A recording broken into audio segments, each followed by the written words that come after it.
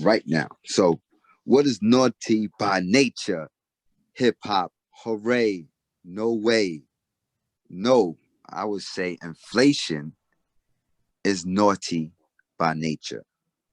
Inflation, if it was known as Robin Hood, which robbed the rich and gave to the poor, inflation does the opposite.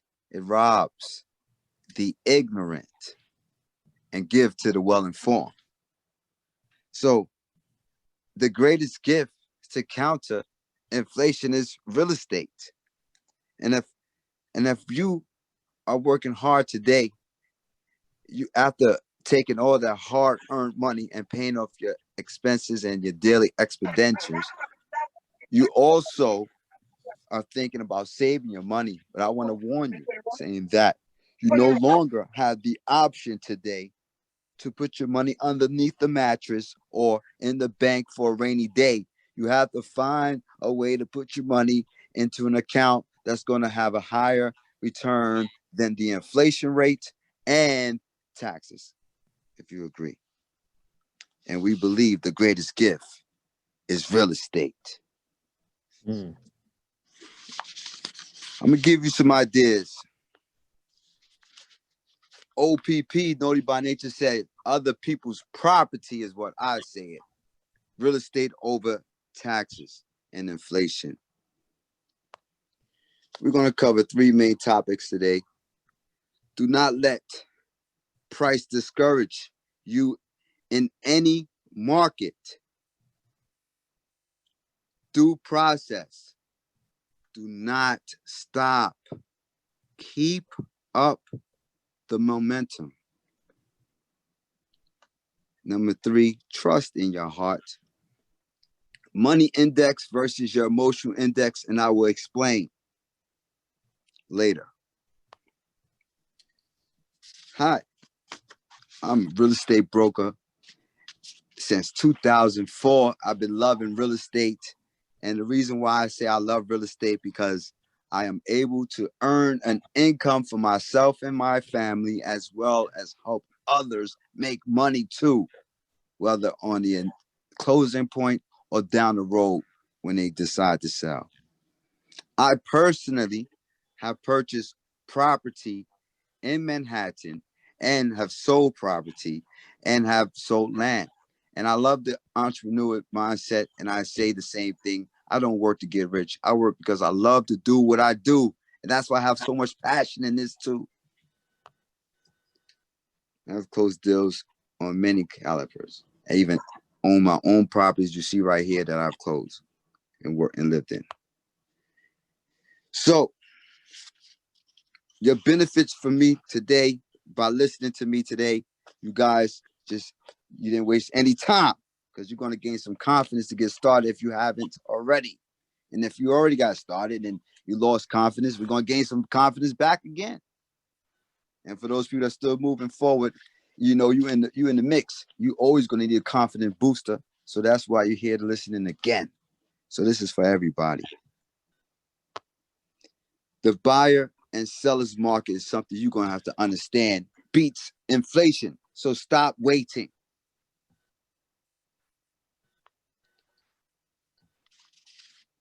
Back in 2007, people were saying the NYC bubble will burst. Well, in 2020, during the COVID-19, I just closed a property and sold 212 Edgecombe Avenue. And I still remember these two deals that can help you guys as buyers or investors, new or old, today. And I'm going to tell you the stories.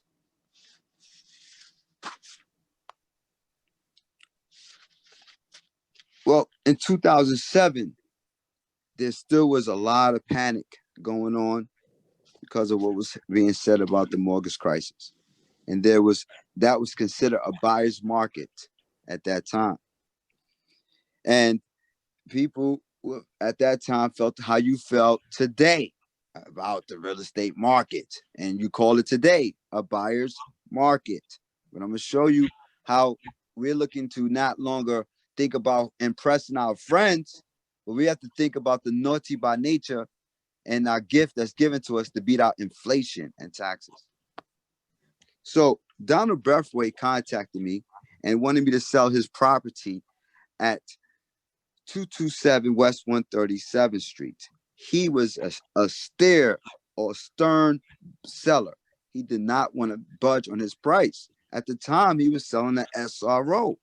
SRO, guys, simply means single room occupancy, which means you have to get permission from the city to, or prove to the city you did not have harassed anyone to move out. You get that certificate, you could start construction and move on with your life. If you don't get it, then you have to deal with hell for 3 years.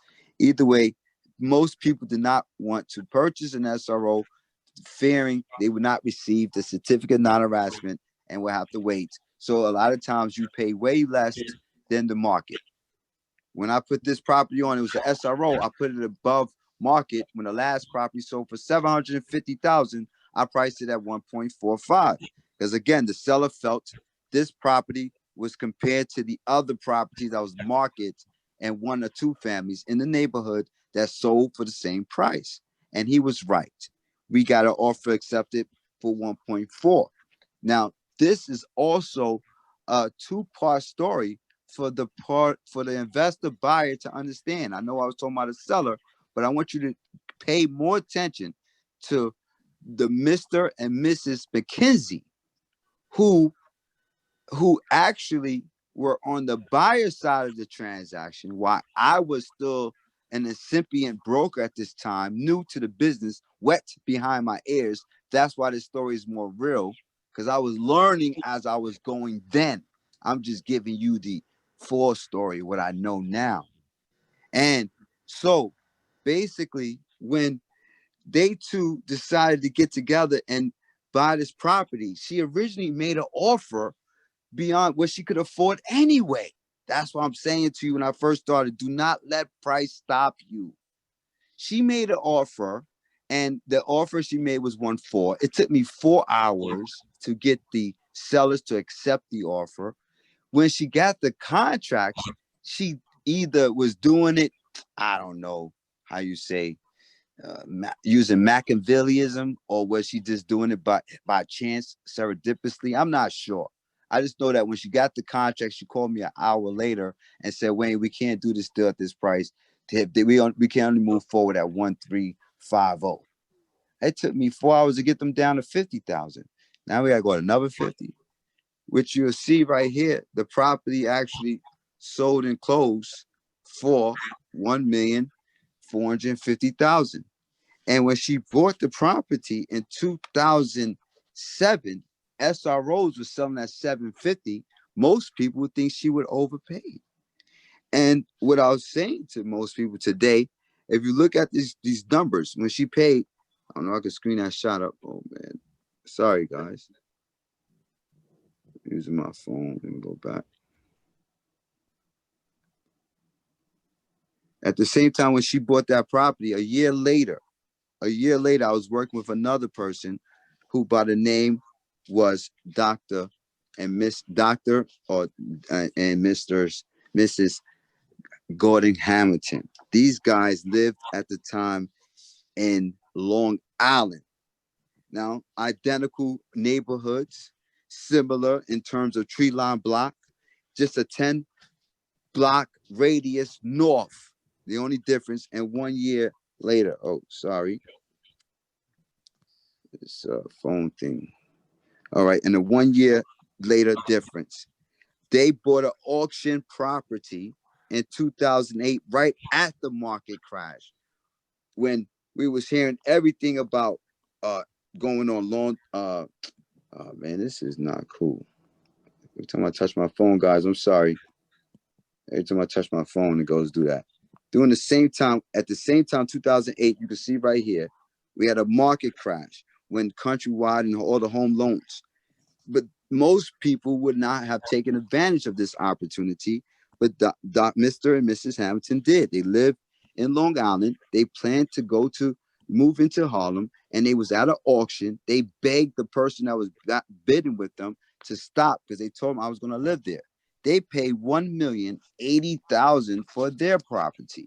Just so you would say, if you was maybe at a dinner conversation and you know both couples, you knew the people. I want to tell you that Mr. and Mrs. McKenzie, they have the same skin color as me, and I'm a brown black dude. So, and the Dr. or Mr. Hamilton Gordon, they have the opposite skin color. So you would have said, oh, look, they took advantage of the system, the market. They got a nice property for $1 million and they pay less money. Oh, why we had to pay more? She paid $1.3 million.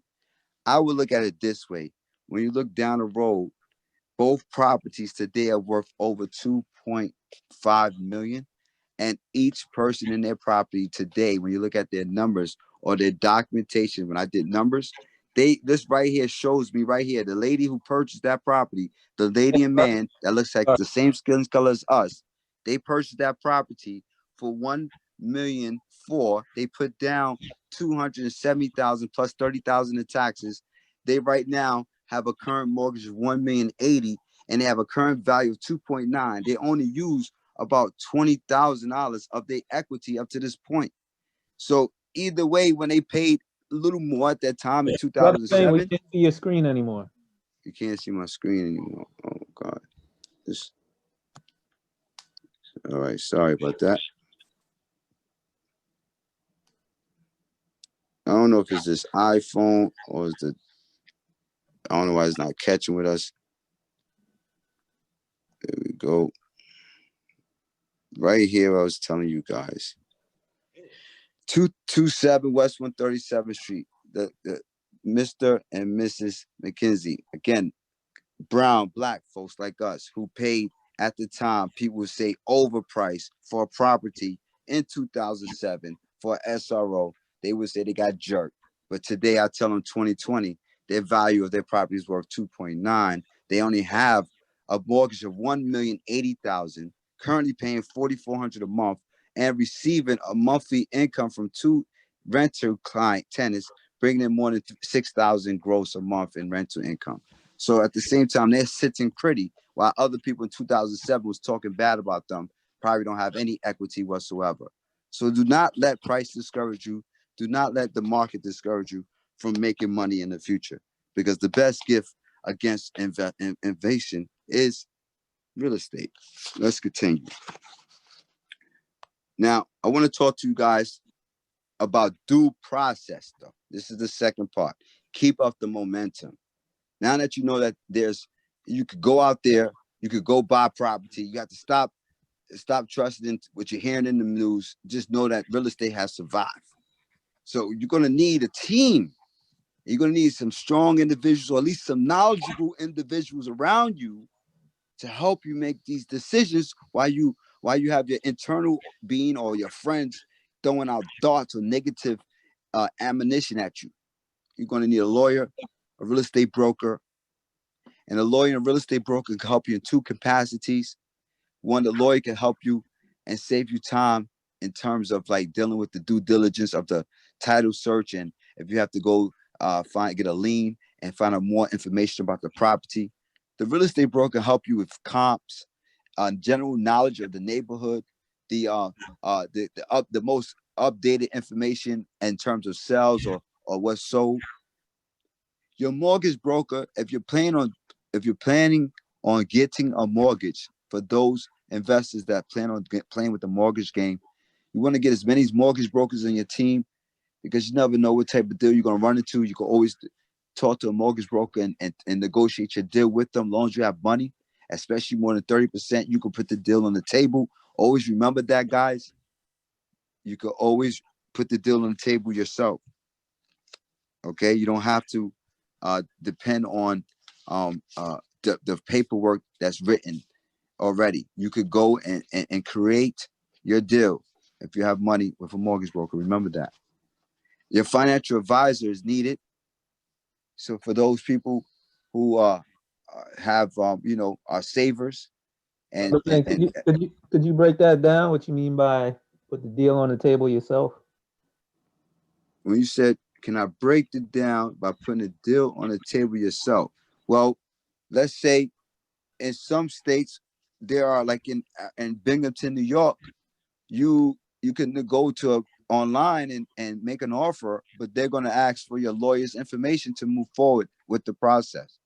So why wait till you get to that point and then spending extra money higher than what you would have paid if you did your due diligence, the due process beforehand? When you agree? Right. And then in Arizona, you can make an offer to get accepted and you don't have to have an attorney. So now you know you don't have to pay that. That's due process. You understand what I mean? Yeah, I got you. Got you. All right. My screen keeps chain coming off. Do you see my screen, guys? No, it went black. No. This is the iPhone thing. All right. So I'm just gonna get to it real quick. I'm sorry because that screen I work hard on it, so I want to use it. All right. I'm sorry, guys, for the technology. It's not me, so I should stop apologizing. All right. So now, do you understand what I mean by team? So the hard money lender is important too for those investors that are on the call. You want to have a couple of hard money lenders on standby. Just make sure you have that deal worked out on the other end because the interest rates could be high. You need a title company in the event you do go to Arizona and you purchase and you don't need an attorney, but you will need a title company to hold your money to help you make sure you get that property and secure the deal. Contractors, plumbers, electricians, and some skills of your own are needed in any area you plan on buying. I don't care where you go. Simple as that. All right. Any questions before I move on? Where can people find these different parts of the team? All right.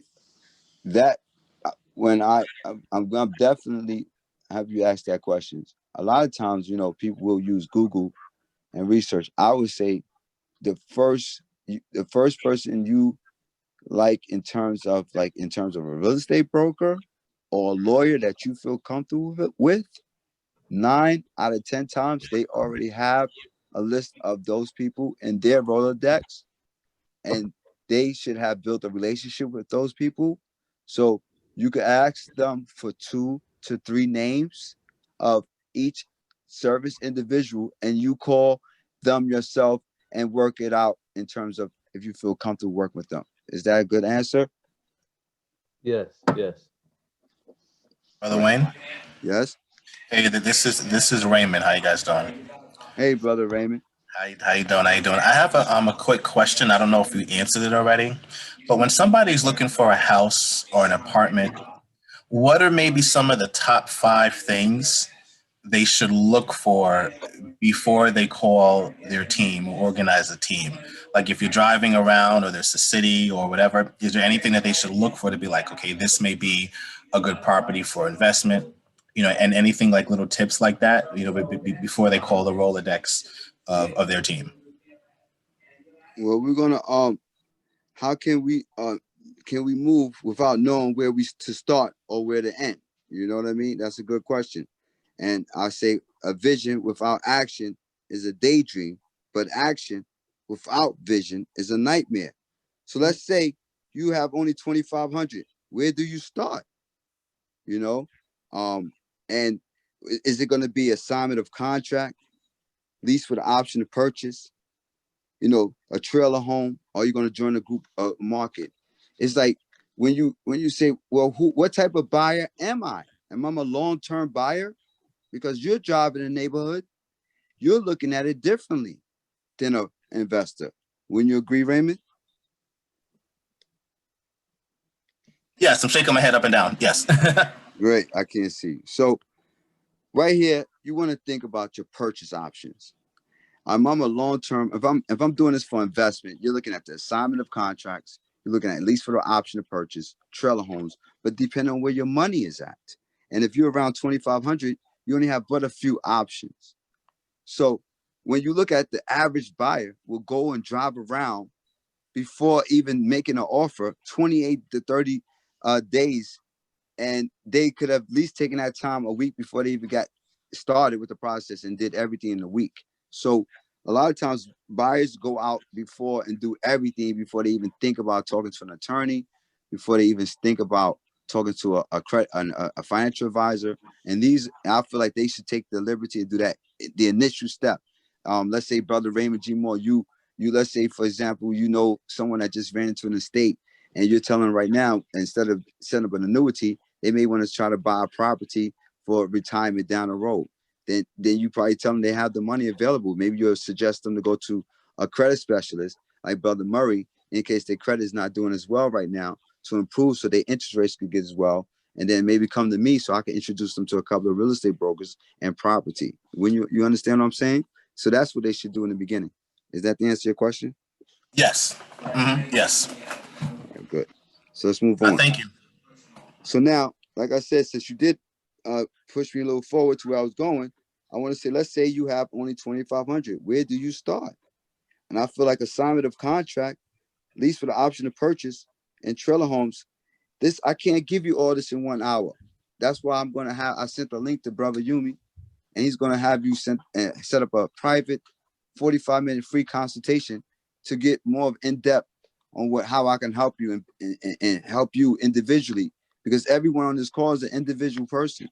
Like our hand, we have fingerprints, and they're all identical to us. So like the same way you're going to purchase a property and going to buy, I can't expect everyone to feel the same, get the same information today. So I don't know if you're the buyer investor that's looking for 7 to 10 years, but you're different. I have to talk to you differently. I have to show you different methods and different ways on how to purchase.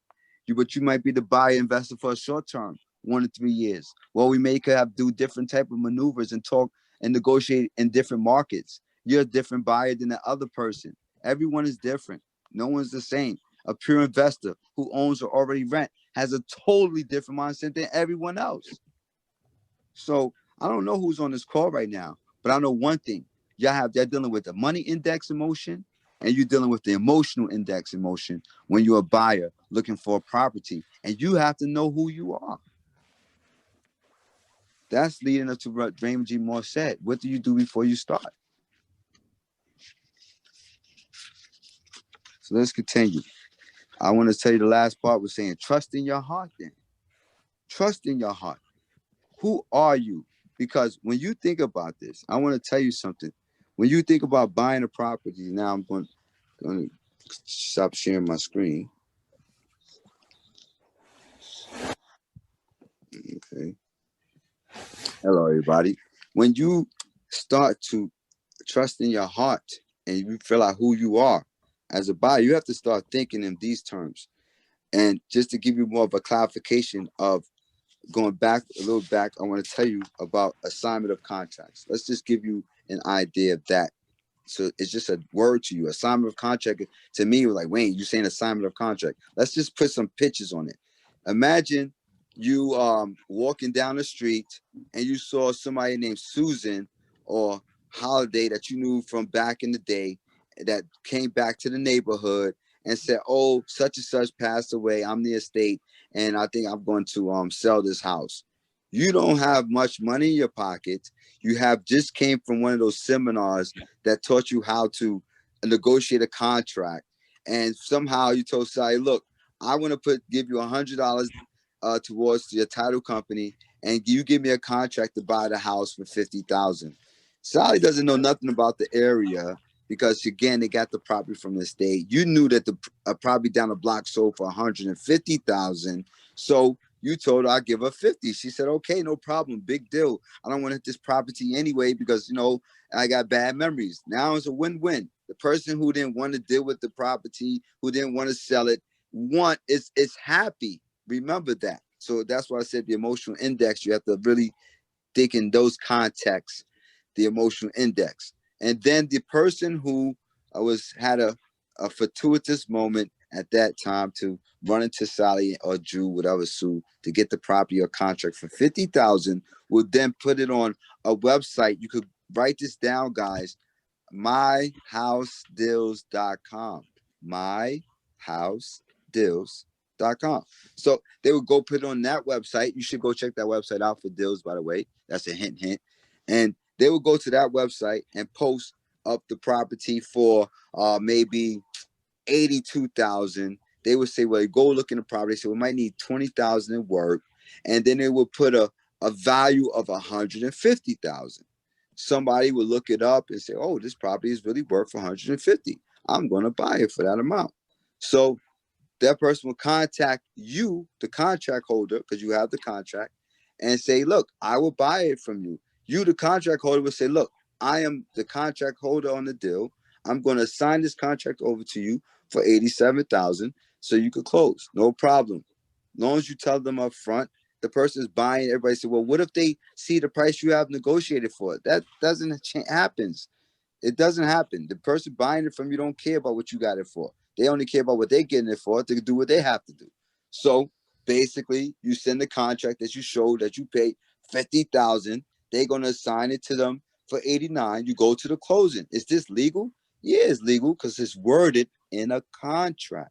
As long as you guys understand contracts, that's legal. If two attorneys put together a contract and the wording is an agreement between you two with your signatures, with compensation, with competence and legal age, it's a contract, all right? So that's legal. So that's why it's many ways to skin a cat. It's how you word the words in the contract. Rhymes. So it's many ways to skin a cat. It just depends on how you word the words in the contract. Yeah.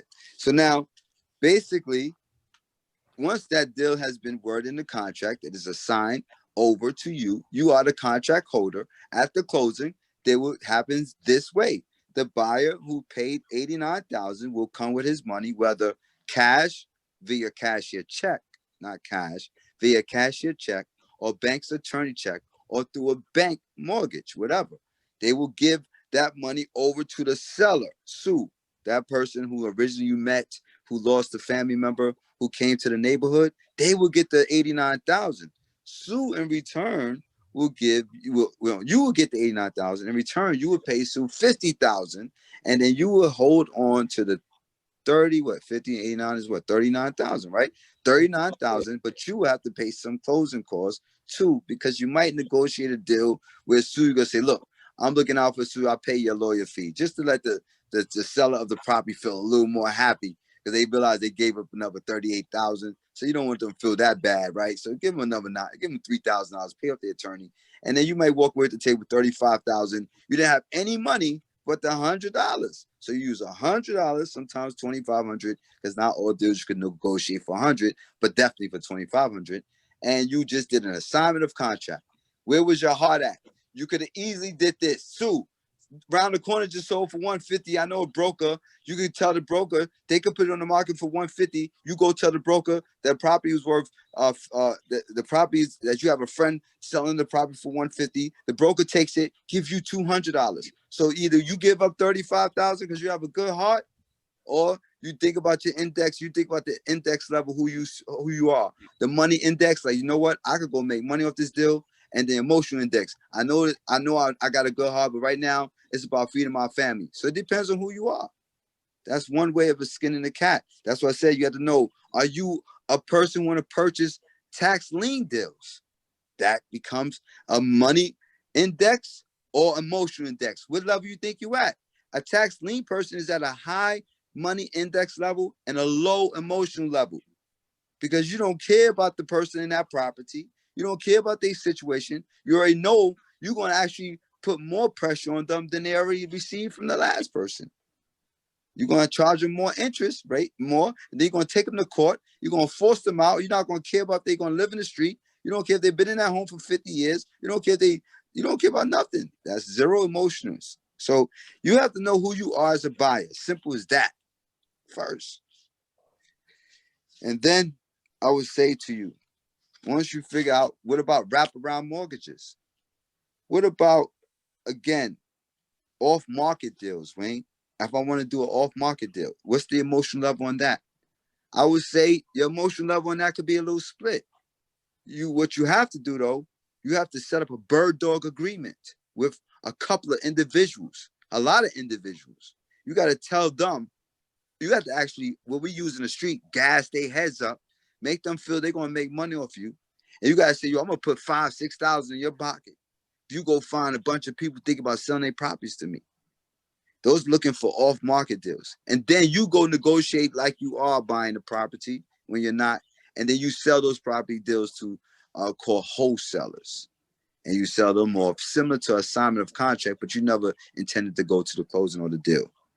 So bird dog deals could be done. The emotional level on that is that you don't care about the imps or the chimps that's going out for you, but when you get the deal, you only care about money anyway.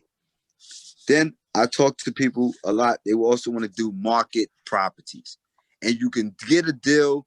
Like I showed you in the very beginning of this conversation, I told you about the Mr. and Mrs. McKenzie who look like us, brown, and they made an offer a high offer on the SRO, and there's a market property sold by me. And today, when we look at the listing, when we look at the equity, they still won. They beat out inflation and they beat out taxes. So you can still get a deal on the market properties. I don't want to discourage anyone today. I want everyone to have confidence in what I say. You could go out and do business today. So your emotional level might be at buying, might be at a 7, and your index level might be at a 7, because a lot of times you are dealing with another seller who just is as emotional as you. And since they're using cupidity, you're going to use some cupidity yourself, and it's all about you too. But I want you to know something. No matter what, people who purchase properties in the market, off market, in the buyer's market, in the seller's market in 07 have benefit today. So one thing I want to say, if I didn't give you anything about the bestest gift that real estate has given us, we could beat out inflation today with real estate. So I want to leave with this. Many failures turned about when he could have won if he stuck it out. So don't give up those the pace seems slow. You may succeed with a never blow. So let's get started. Power. Thank you, Brother Wayne. Greetings, family, peace, family. This is Brother Wayne Cooke, realty specialist, been in the business, like he said, for over 15 years. Powerful pioneer in the building. Want to give thanks to the powerful pioneers. We have Brother Raymond on the line, who also gave his presentation a couple weeks ago. Giving thanks to Brother Rojo, founder of the Powerful Pioneers, for bringing these specialists with their knowledge, their information, their wisdom, their experience onto our platform and sharing their knowledge with us, and hopefully whetting our appetite and taking us to a new level, because we say these Winning Wednesdays, we are a gifting community, but it means nothing if we don't have a way to then use those gifts and multiply those gifts once again. So we give thanks for Brother Wayne giving us that confidence in terms of the real estate as one of those avenues to beat inflation. You know, like he said, you just put it in the bank, it does no good for you, because the bank is giving you less than that inflation rate, so you actually losing money by putting it in the bank.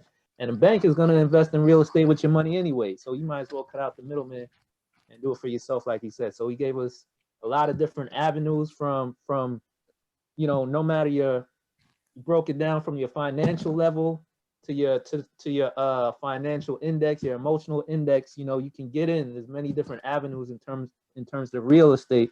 Like he said, he broke it down. So it's up to you to decide. Just the same way it's up to you to decide when you join this community. You know, were you in it for the long haul? Were you about your financial freedom? Were you about your community? Now you have to decide your emotional index and also your financial index. So he broke it down. If you have no money, you can do those bird dogging deals. If you have a little bit of money, you can do the assignments. If you have more money, you know, you can actually be the, you know, really go into the fix and flip situation, but you could also do it on that end or be the long-term buyer. So he just gave it with the appetite. And he gave us a link where you can set up an appointment. Brother Wayne, did I hear that correctly? You giving out a free 50-minute consultation? Is that what you 45-minute consultation, because everyone individually is different, and we could go from there. Wow. Okay. So added value right there beyond the wisdom he just gave all you. He's offering free 55-minute consultations. I put the link in the chat so you can sign up for that as well. And I'm going to put out the recording of this video tomorrow, and I'll put the link again there for those who didn't get a chance to log on, or, you know, some people I know are dialing in so they can't see the chat, but it's there in the chat, and I'll post it again when I post it. He also gave a website you can go to, myhousedeals.com, to post a deal if you do get an assigned contract, or if you're on the other end and you're looking for those deals. You know, if you have enough money to actually do those deals. We talked about the hard money lenders and building your team. What do we say? we say the teamwork make the dream work. None of us can do it on our own. You know, we have to build together, you know? So it was a lot of jewels. Thank you, Brother Wayne. I want to open it up. Everybody, I know y'all are muted. You know, we don't want to hold the brother too long, and I know other people want to be mindful of the time. We want to open it up for any questions and answers while we have him live. Like he said, you also have the opportunity to get a free one-on-one session with this brother. But right now, while we have him, might as well take the opportunity if, you know, he sparked your interest, or is any questions you had on your mind as far as, you know, like the brother said, over 15 years of experience in the business of real estate, and you can feel the passion he has. So, you know, let's tap in, and, you know, if you got any questions, this is the opportunity. You can unmute yourselves right now. Giving thanks, Brother Wayne. A question, but I was wondering, since I asked earlier, I was wondering if anybody else want to ask theirs first. If not, I have a question. Does anybody else have a question before Raymond asks his question?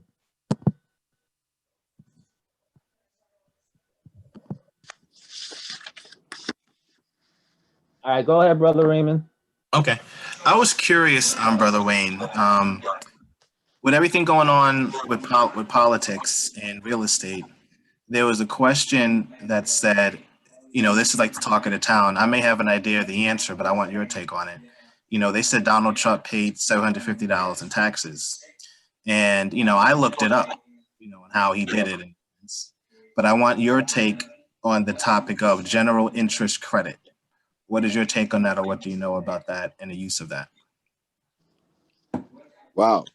When you talk tax questions, I just got off the phone with my accountant who's actually in Ethiopia. He just sent me my 2018 and 2019. So normally I usually press a button on my phone and call him up when I have those questions. But maybe you could like give me more of in terms of how does it relate to real estate, and then maybe I could probably catch on to the two. Okay. When I was reading the article, you know, Donald Trump has different properties out there, and he's also in a lot of debt, right? A lot of debt. So I guess the category was general interest credit, and then so say the credit, I guess, was $20 million or $5 million or something, or whatever the case. So he applied that to his properties. So when he applied it to his properties, it lowered his tax basis or something like that. Wow. And that's how we got to 750.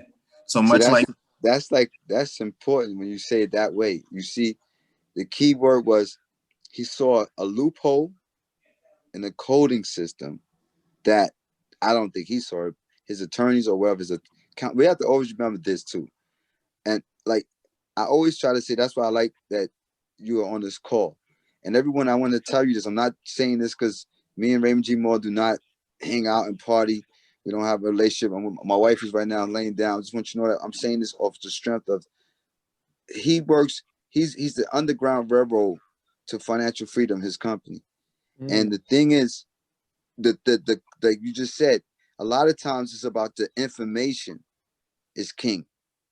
And when I'm saying is that a lot of billionaires don't hang out with poor people or millionaires, and millionaires don't hang out with billionaires. They work for them, and people with hundreds of thousands of dollars don't hang out with millionaires. They work for them, and usually it's the opposite. Just like we saw in the Bible days, there was a servant down to another servant.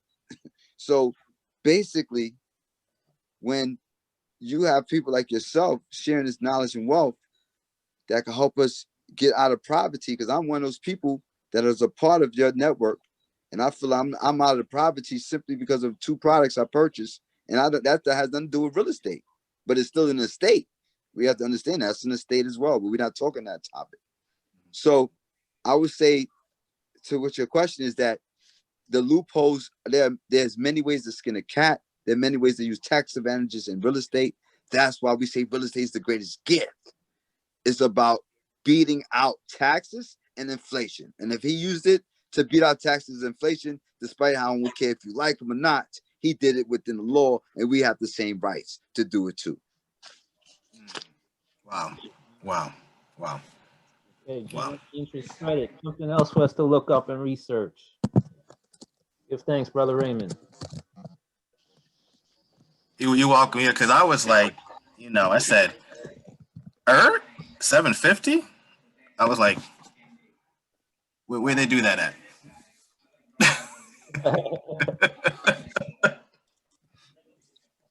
So you're saying he was able to apply it to each of his properties? Yeah, in general, it's like he had this article in the Wall Street Journal or something. You know, like Brother Wayne said, whether you like them or not, you know, we got to learn these things to apply to our people and our folk. So, you know, we could bring ourselves up. So basically, you know, he had in general, you know, of course he's a big business guy, and he had like $20 million of debt, or 15. Don't quote me on that. It was in the article, something like that. And somehow, whatever is known as credits, he applied, like maybe a loan credit from something, he applied to whatever he had for income or alleged income. And then when you do, like, you know, your assets minus your liabilities, that bottom number is what you pay taxes on, right? It's much like, for example, I was sitting with a client, and I was showing on my tax returns for education. And I said, okay, here's all my deductions and here's my income. How much taxes did I pay? And they were like, does that say 0? I said, you said it, not me. You know, so it's how is the tax code written? Now, some years, yes, I did pay taxes. Don't get me wrong, right? But it's knowing this knowledge and teaching our people it, just like Brother Wayne, you know, is doing today. But yeah, I was just curious about that. You know, if you had any insight on that or seen that before in your dealings and stuff. I know one thing though, we have to keep in mind that the laws, the tax laws, and everything about real estate. That's why you want to have an attorney, an accountant, and you also want to go, if you are, like, I'll just tell you an example. I was researching a property I was going to buy at auction, and before I made a bid on the property, I went out and drove to City Hall, the county, and I found that that county I was going to bid in did not pay taxes. They didn't pay taxes to that City Hall. They actually paid it to another county. So when I went to that county, I found out that they was dezoning the area, so any property that sat vacant for more than a year or no Con Edison for a year was being dezoned from any size family to one family. So if I'd have bought the auction property 3-family, believing it was a 3-family, and did comps as a 3-family, and did all my numbers as a 3-family, and when I went to close and then I went to go get my permits to renovate, I would have been turned down, and they would have not allowed me to convert into a 3-family and have me dezone it, and then I would have lost value and all my money that I invested. And if you're the first time going around doing this, you'd have blamed the system and not yourself. So I'm telling you, do your due process. Okay, brother. One final question. I think you made a great point about billionaires hang out with other billionaires, millionaires hang out with millionaires. They don't hang out with the billionaires. So for those of us who want to get to that next level, you know what I'm saying? How do we start? How do we start hanging out with the millionaires and the billionaires, you know, instead of the thousandaires? How do we start, you know, how do we get access to those circles? You know what I'm saying?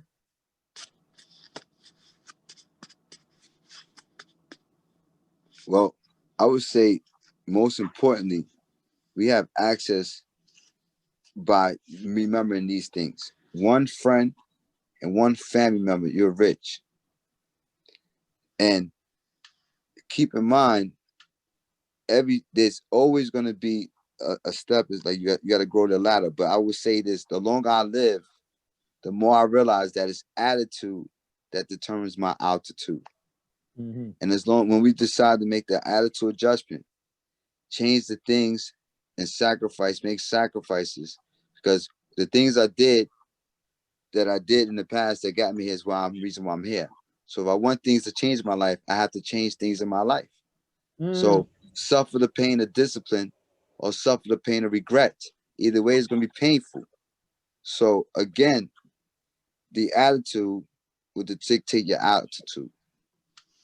Ashe. And we definitely want to move in an attitude of gratitude. That's one of the things we say in the Abundance Mujama movement. We want to be cheerful gifters, and we know that, you know, that energy we put out there we're gonna receive it back multiplied. So once again, we want to give thanks to Brother Wayne for coming on, sharing his time, his energy, his wisdom with us. Give thanks, brother. Appreciate it. Give thanks. There's a lot of knowledge. I'm looking forward to getting my free 55-minute consultation, and I'll definitely let everybody else who know about it. Everybody who didn't get on the call tonight, it's, once I post it up in the chat, I'm sure it's going to be hundreds of people who's going to be sad they missed out on this call, this opportunity to build with you, but I'm sure they'll build with you in the future. And once again, I want to shout out Brother Raymond, Brother Rojo for setting this up, being a link. As always, the plug, that's the plug right here. And give thanks to the whole Powerful Pioneers Network. And, we're looking forward to building with the pioneers in the future, definitely. I want to give thanks for everybody who joined, gave their energy. Hopefully you got some wisdom, some knowledge out of this, and we're going to keep on winning, and you know what to do with your gifts, and we're going to multiply and leverage those gifts and move forward as a family. And, we're going to be in those circles. We moving into those $1 and $1 billion circles, like Brother Wayne said. We ain't hanging out in those poor circles no more. So it's a different mindset. Peace and blessings, everybody. Everybody have a blessed night.